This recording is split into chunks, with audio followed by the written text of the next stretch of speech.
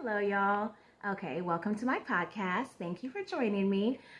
Let's go ahead and jump in. Okay, so I was reading this article. The headline caught my attention. It's from Axiom. The headline was Migrant Detainees Should Be in El Salvador Prison for the Rest of Their Lives, Noam said. And I was like, whoa, this headline is crazy. And if she made that statement, that's crazy.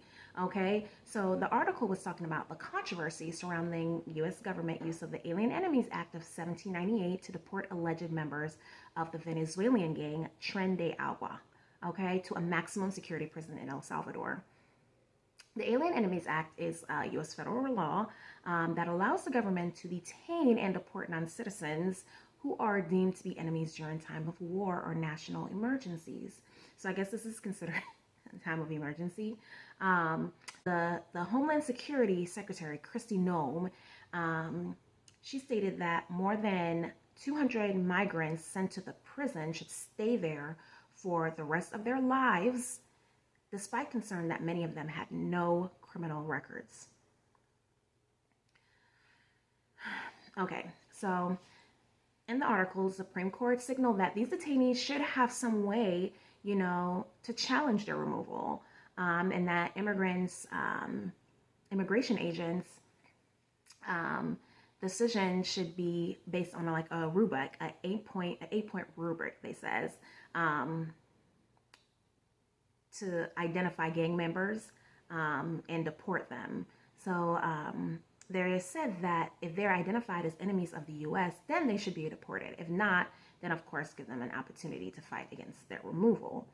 Of course, the rubric system would be based on, from the article, like if they have tattoos of the gang, the Tren Aragua gang, then of course that would be like 4 points. If they say, hey, I'm a member of this gang, then clearly that's 8 points and automatic removal. So that's what I guess the rubric would be based off. Which I guess makes sense because everyone wants, why am I being I would like to know as well, I know why, but there's so many people here that are here illegally. It's like, why me specifically, in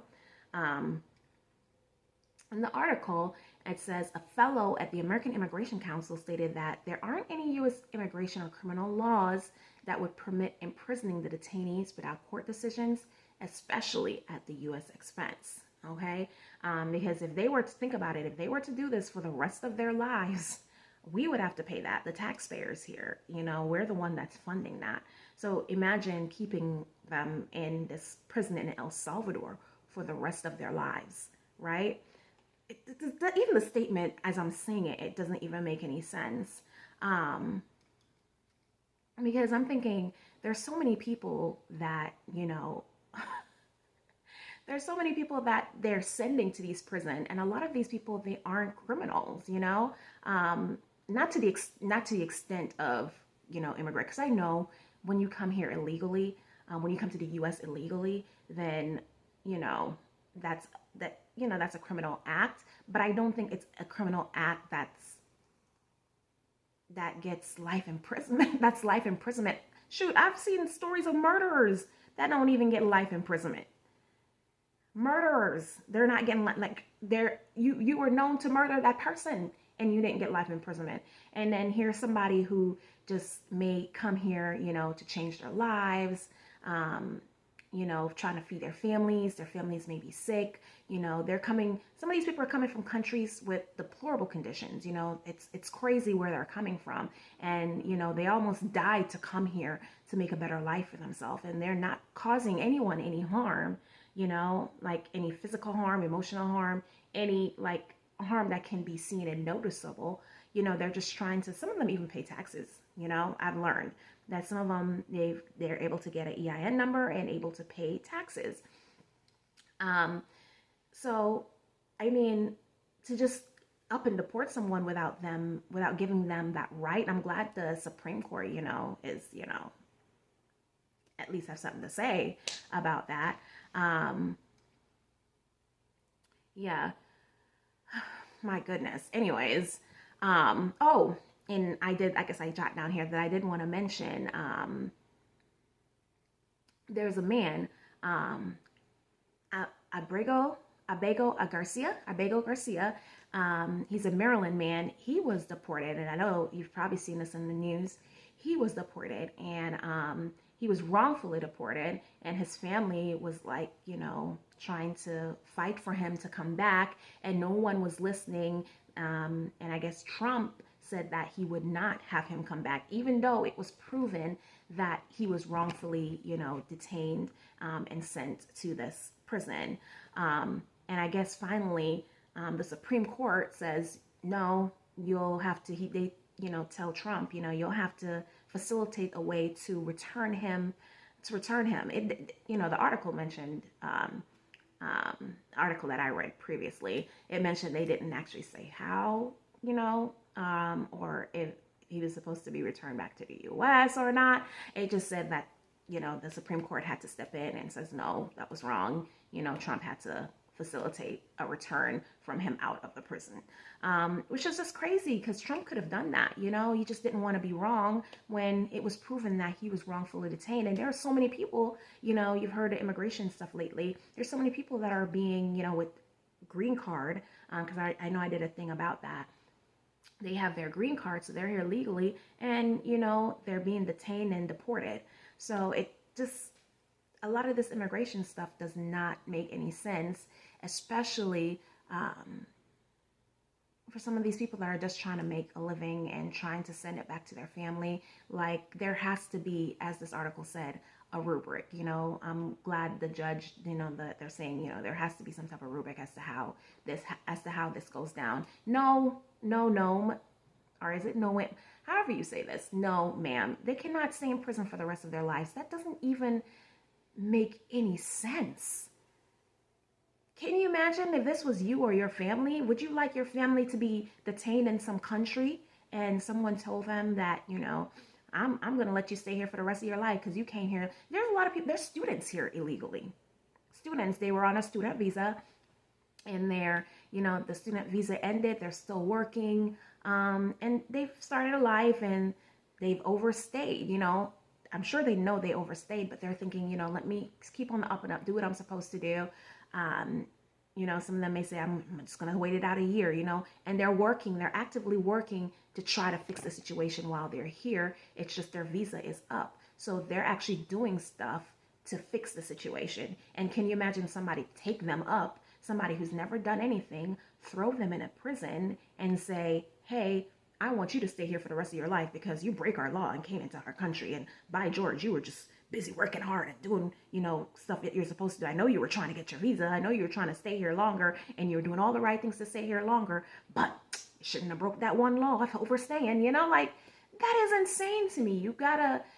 That's one thing about the U.S. that people that's why they've always tried to come here, because they always know that somehow they would get a fair trial. That stuff would be just, that stuff would be fair in a sense. Let's be real, it's not always, but we have a system here that hears everybody out, even if at the end you still don't, get the result you want, or we still don't have, it's not still as fair as it should be. At least we have that system in place where we still will get our day in court.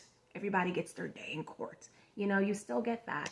So, yeah, I think what she said was very reckless. It was just, it seems mean-spirited. Like, why would you even say something like that? Like, who are you trying to impress? What are you trying to prove? This doesn't, they should stay there for the rest of their life imprisonment. Come on. If they're gang members and they did something wrong and they were here doing something wrong, I get it. But for that, no, ma'am, I can't agree with that. So yeah, I feel like there has to be a better way to get things done with this immigration, because, we know immigration is a problem. Other countries have that problem too. If you're a first world country, you're going to have problems with immigration, because people from, countries that, the third world countries, and people that have conditions worse than us in a first world country, they're going to try to come here. They're always going to want to make their life, people are always going to want to make their life better. So when you have that situation, you're going to have, illegal immigration, and that is going to be an issue. I know U.S. isn't the only country having that issue, but there's a better way to do it than throwing people in prison. Like, yikes, for the rest of your life, yikes. Okay? There has to be a better way. Okay. So that's what I had to say about that. And moving on to my next topic. And for this one, this one was a sticker situation. I didn't even know if I was really even gonna say anything because, you know, it's not like I'm afraid to get canceled because, you know, but some people will cancel you. They may not understand your point of view. Some people will think you have, and I'm not. I have a point. I have a point. It's not, and I'm not taking anyone's side because this is what I truly think and this is how I truly feel about this issue. Um, but I know this has been ongoing in the news and it became something bigger than I thought it had to be. So when I saw this headline again, I was like, I thought this was done with. I thought from what I read, but clearly what I read wasn't completely true because from this there's been a lot of misinformation. But I guess from what I read, there's been like all this issue surrounding this case. And so it's become like on a bigger scale, than I thought it was just a small little thing about, high school students. And now, well, not small because it was like, kind of crazy, like what happened. But it was just one of those things where you're just like, dang, that sucked. They ruined their lives. It's done. You're going to jail now, and that's it. But now it's become like an issue that's become even bigger, and there's been more issues surrounding it. But here, we'll get into it because okay, so this is the hot topic headline. Okay, it says this disinformation has to stop. Okay, fatal stabbing of Frisco student athlete sparks community tension. Okay, so this was about the fatal shooting of a Frisco high school student. And so there's been a lot of things about it, some true, some not true. That's why I wanted to kind of like just go through it and just give my thoughts because someone asked me my thought. Okay, so this was high school junior Austin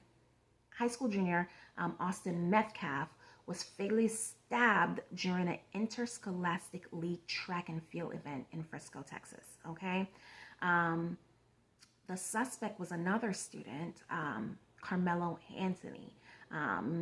He's also a high school student as well. The teens attended separate high schools though, okay? And this incident has sparked a community divide, okay? Which it really shouldn't, but with the climate we're in, y'all already know, okay? The Metcalf family, they're mourning their son Austin's death, while the Anthony family, they're receiving threats and harassment that from the article, it said it was graphic and racist, okay? And you can assume why. One student is black, the other is white, okay? The Frisco Police Department, because this happened in Frisco, Texas, the Frisco Police Department and the FBI are now investigating the case, okay? Including fake social media posts posing as the police chief and making false, okay, and misleading statements. The founder of the Next Generation Action Network, NGAN, met with the Frisco police to express concerns that the investigation thoroughness and fairness as well, about the information thoroughness and fairness, as well as the spread of misinformation in social media. Because there's been even I was a little confused, because I was like, okay, to me it seemed cut and dry when I first heard it, and it's still to me a little cut and dry, okay, it's still, but there is some other information that was added in that says this was not the case, this was not how it's supposed to be, okay.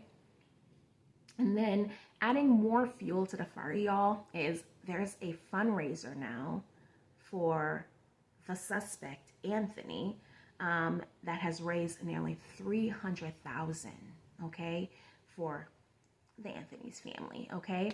And it's a fundraiser on Give, Send, Go. I've actually never heard of Give, Send, Go. So I guess it's a platform similar to GoFundMe. But I know I read someplace else saying they tried to do one on GoFundMe and they kicked them off the platform. They're like, we're not, they tried a couple times and each one of the fundraiser got kicked off because GoFundMe was like, we're not doing that. I don't know, but Give, Send, Go is a platform like GoFundMe. It's just a fundraising platform. I'll have to Google that. I've literally never heard of that. There's always something. Um, and the message, I guess, in this Give Send Go platform says, it says the narrative being spread is false, unjust, and harmful. As a family of faith, we are deeply grateful for all of your support during this trying period. Your prayers and assistance mean more to us now than ever. Okay. And of course, the article mentioned that the investigation is being continued. Okay. So this is tragic, right? Because as the story goes, this article didn't tell the full story, but I've read this article was just basically saying that there's misinformation, stop, quit it, quit the racist harassment, quit all that stuff. So, and I get that, okay? So, but as the story go, okay, this is from different pieces of like, listen to the news, like these are the facts from all the people that's been interviewed, all the people that's seen these. This is the basic facts so far. So anything else surrounding that, I don't really know, but this is just the basic facts on this case, right? The basic facts are, these are two teens. They were both at a track meet, right? Interscholastic track meet. That means different schools are involved. Different schools, okay? When I first heard the story, it was, oh, one of the students, he wasn't even supposed to be at this, track meet. He wasn't even supposed to be there. And I was like, oh, then what's he doing at this event? Yeah, it may be a school event, but, if he was not even supposed to be there because it wasn't his school. But as it turned out, it was an interscholastic. So all the schools were there and he was a participant as well, So he was sitting in a tent at the meet, and the tent was the tent of the other team members, okay? Okay. So Metcalf, that was his school's tent, told Anthony to leave, okay? And Anthony refused to leave and says, touch me and see what happens, okay? So then Metcalf pushes Anthony out, is trying to push Anthony out the tent. Anthony grabbed a knife from his bag and stabbed him, okay? So those are just the basic facts. Like, that's what people around them saw. You're sitting in my seat, basic fact. You're sitting in my seat, get out of my seat, you're sitting in my seat, get out of my tent. I'm not going to get out of my tent. Make me get out of your tent, stab, bam, done. Okay, that's the basis of this whole thing. Okay, so now the thing with this situation is it self-defense? This is what they're trying to figure out now, because this is now a murder case, right? Is this self-defense or is this murder? Okay, and I mean, it's a tough one. I wasn't there, and none of the article have stated like it's not right in any way. I'm not saying that. So you don't know, self-defense or not, somebody died. I'm just saying, like, who knows whether, because this is going to go to court. This is now a case. It's not like he did it, he said I did it, put me in jail, and we just go to jail and it's just a one-day thing. And this is a big issue, okay? So it's like, how many times did he tell him to leave? And how many times did he push him? All that is going to play into this, okay? But is it self-defense or is it not? Some people, they hear that story, it's self-defense. Because if you put your hands on me, period. That's how some people think. If you put your hands on me, period, we gonna fight. That's how some people are. You push me, oh, that's what we doing? Okay, that starts a fight. That's how some people are in general. And some people, you push them out the way, they move out the way and said, okay, I don't want no problems. Okay. And they go. Everybody reacts to being touched by somebody differently. Does not constitute murder. That's not what I'm saying. I'm just saying everybody reacts differently. And this is just something tragic that should not have happened. Okay? So 2 teenagers, lives lost. People are making this a race thing. Okay, people online, they're making this a race thing. Of course, as you can see, the Anthony family, they're being harassed with racial slurs, very graphic. People are saying all type of things. They're putting all the wrong information out there. Some information is put out there to garner sympathy for one side more than the other. They're being accused criminal. There's been criminal accusations, drug users accusations, not belonging there accusations. And they were both athletes, okay? Both athletes, so they both belong there. From what I've read, they didn't know each other at all. Okay, these are two different teens. It's just wrong. It was just wrong place. Okay, it was just an issue that's not supposed to happen. I did saw something though. I saw another article that I was reading that did mention, Kyle Rittenhouse. If y'all remember Kyle Rittenhouse, during those riots that were happening during COVID, like was it during 2020, 2021, so on and so forth. There was lots, those riots that were those, you know, Kyle Rittenhouse. He was the young teenager that shot two black men, and somehow he was able to go free, So I saw an article that was talking about him, like, hey, he walked free, so they're using that as like a basis for this case. The article wasn't saying that that's a basis, but people were saying that, that's a basis for this case. Like, oh, well, if he did this, and it's like, yo, people, this isn't really tit for tat. Okay, it's not tit for tat. It's not like, well, if he walked free, then I get that's human nature. That's how we're going to feel, and I get that. It's just how we're going to feel. But this is like this is two children. This is two teenagers. This I know what to say, but I'm not at a loss for word. I know how I feel about this, but it's like I'm at a loss for words of how people are thinking and like the way their minds are working in this. Like, this is not a race issue. This is like a wrong place, wrong time issue. This is a life is lost, and actually both of their lives have been upended. Both their families' lives have been upended. No matter how you look at this, okay? This was an argument between teenagers that took a wrong turn. And I've seen arguments all the time where I'm like, oh, that could have gone really wrong. And by the grace of God, it did not. And this was one of those where something just went totally left, and now a life is lost. But at the end of the day, right is right and wrong is wrong. Sometimes the punishment will fit the crime. I'm sure once they've done everything they've done, they'll fit the crime. And of course, I don't expect this kid not to, be let free, because at the end of the day, this is still, like, just like people go to jail for manslaughter. You run over somebody, something, it was an accidental, death, murder, or whatever. It wasn't meant to be, but sometimes you still end up going to jail. Because they'll still find negligence in the situation somehow.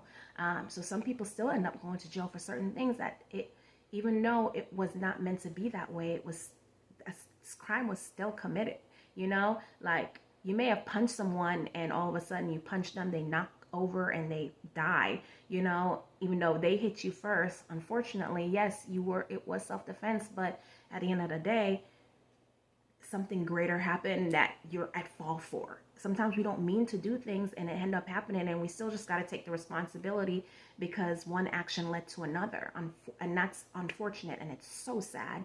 It's so sad that this happened. But wrong is wrong, okay? Wrong is wrong, and you can't like excuse one thing for the other. And you can't use race. You can't hate people, and you just can't do that. You cannot do that. And grace has to be given in some way. Grace has to be given, but at the same time, we got to understand right is right and wrong is wrong, So I'm not taking anybody's side, but I know what's wrong. A child has lost his life, and I feel bad for that family. And that's, that student that stabbed him, that was wrong.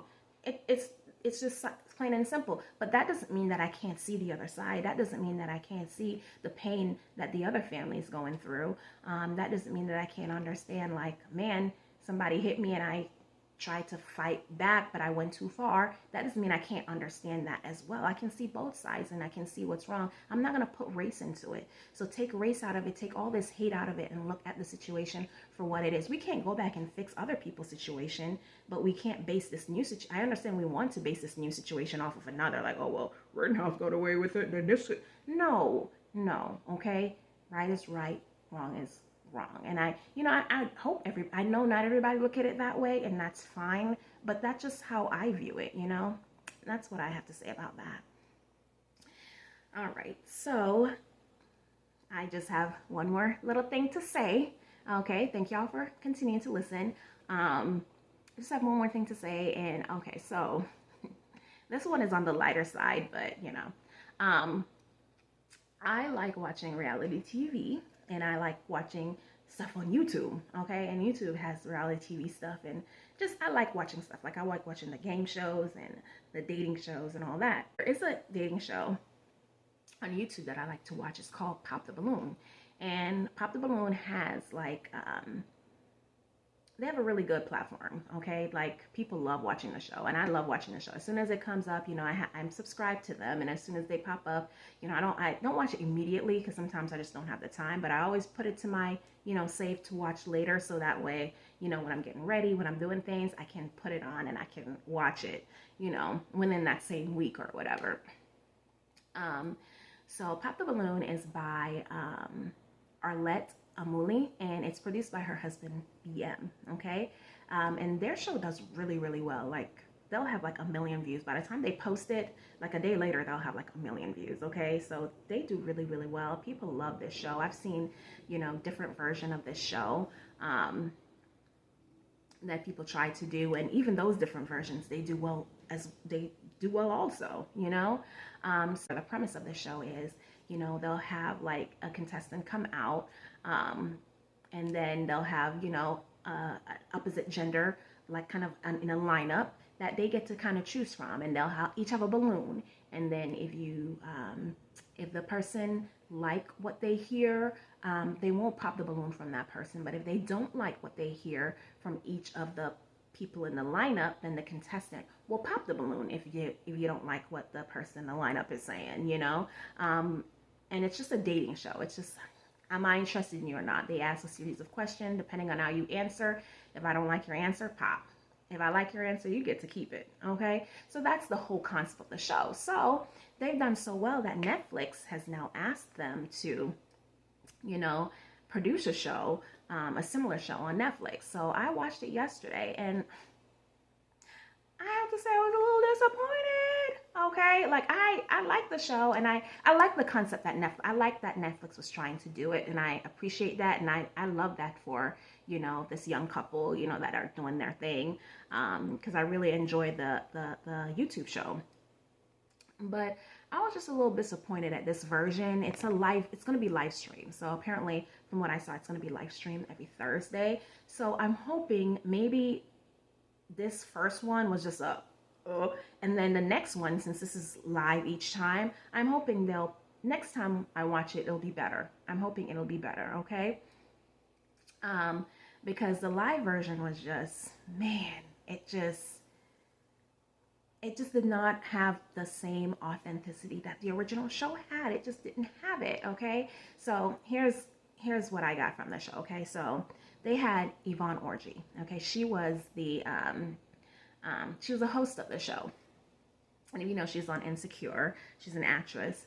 And she's funny. She's a funny lady, okay? And I think she was funny on this also. She had, funny bits going on. But there's just so much going on that it was just a little too much, okay? I think the contestants were a little too rowdy. They were very talkative. And I think that we didn't learn much about them. Okay, I didn't get to learn much about the contestants. And the episode was kind of short too, because I was like, oh, this is kind of shorter than the YouTube version. It's at least, an hour, at least an hour. This didn't have any cuts or edits, and it was like 45 minutes, and it just, yeah. But anyways, I think maybe about four of them. I think I learned something about four of them or so, but not enough. There's just too much talking and rowdiness going on, okay? Um, their interactions, I made some notes about because I was like, their interactions were just off. There seemed to be something like unnatural about everybody's interaction. It was very inauthentic. Um, I think what happened was they saw the show, the contestants saw the show, and then they saw the viral moments and all that from the show, and they took that and they were trying to build on that and make it something more and try to make it funnier, try to make it. And I'm just like, y'all are doing way too much, okay? Um, so here's some things. I actually think there's some. I actually did like some different things about it, okay? Um, because I know Netflix are trying to get like a wider audience, and which is fine. So if you're trying to get that wider audience, you got to change some things. You got to do some things different, and I get that, because on Netflix, on YouTube, the audience is generally black people. That's the general audience. It's black men and women finding connections with other black men and women, and that's the connection. And we understand each other, we get each other. So there's that. So as a Netflix show, I think it could still work, but I understand Netflix is trying to grab that audience, that worldwide audience. And I know Arlette and BM, they're probably trying to grab that audience too, because that'd be wonderful for them. And I would love that for them. So I kind of like the idea of having a multicultural cast. I love it. They had Indian, Asian, they had everything on that cast yesterday, okay? Which was fine because you get different perspectives. So I was okay with that. I like that. I also like them when they have the contestants go back, and then talk about themselves like, okay, well, since I didn't get chosen, this is who I am if you're interested. But, they kind of big themselves up and kind of put themselves out there like one last time for the world. I kind of like that, okay? I thought that was nice. And I kind of like the host too, having the host kind of be funny and do little bits here or there, little shadiness, little fun jabs, little, tit for tat. I kind of like that. So those are good things. So definitely keep those. I think that would be a good idea to keep those things. But then there are certain things that I think, can go. They had this weird lounge thing. I was like, you can keep that. That can go, when they have the people come and get the balloons off the stage, you can like pan to them talking, pan to the next guest talking, or say something while they do that and then come back to that, because I know it's live, but you don't have to do all that.